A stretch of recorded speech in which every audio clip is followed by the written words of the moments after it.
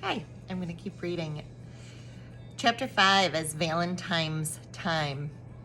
Valentine's Day came on Friday. And guess what? My grandma Helen Miller bought me a special Valentine's outfit, and it matched my heart and antennas very perfect. That day at school, I skipped all around room 9, because I was a treat for the eyes, I tell you. Finally, I sat in my seat and Mrs. took attendance. And guess what? Nobody was absent. Because who wants to miss a party? That's why. After attendance, Mrs. put on a special Valentine's apron, and it had a big heart pocket in the front. Then Mrs. filled the heart pocket with Valentine's cards from the box, and she delivered them to all of the children. And wait till you hear this. The very first Valentine was delivered to me, to Junie B. Jones, and it said my name right on the envelope. Yahoo! I shouted, real thrilled. I am first again, Mrs. Yahoo! After that, Mrs. kept on delivering cards until the whole Valentine's box was empty. Then all of us got to open up our cards, and it was as fun as a birthday party, I tell you. After Lucille finished opening her Valentines, she called Grace to our table. Come here, Grace. Come here and bring your Valentines. Then you and I can count our cards, and we'll see who got the most from the boys, she said.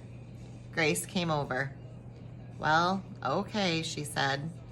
She smiled kind of nervous. Here goes.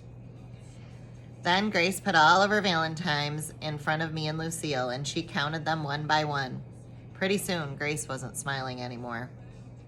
Rats, I knew I shouldn't have come over here, she said. Lucille grinned a teeny bit. Why, Grace, she said. How many did you get? You have to tell me, Grace. How many? Grace did a big sigh. I only got 17, she said. I only got one card from every person, and that's all. No extras. Lucille's face lighted up very bright. She flipped her hair all around in the air.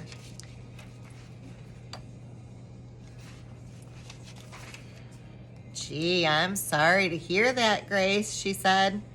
Well, I suppose I should count mine now. After that, Lucille counted her cards in front of me and Grace. She counted them right out loud. 13, 14, 15, 16. All of a sudden, Lucille stopped counting, because there was only one more Valentine left in her pile, that's why. She quick stood up at her seat and looked all around herself. First, she looked under the table, then she looked on top of her chair, and all over the floor. And she looked in her pockets and her backpack and her purse. Finally, she sat back down real upset. I don't understand, she said. How could this be happening? Every day my Nana tells me how special I am, but 17 Valentines isn't special at all. 17 Valentines is just the same as everybody else. I did a sigh. Nanas, I said. You can't believe a word they say. Grace looked cheerier. Count yours, Junie B. Count your Valentines and see if you've got 17 like Lucille and me.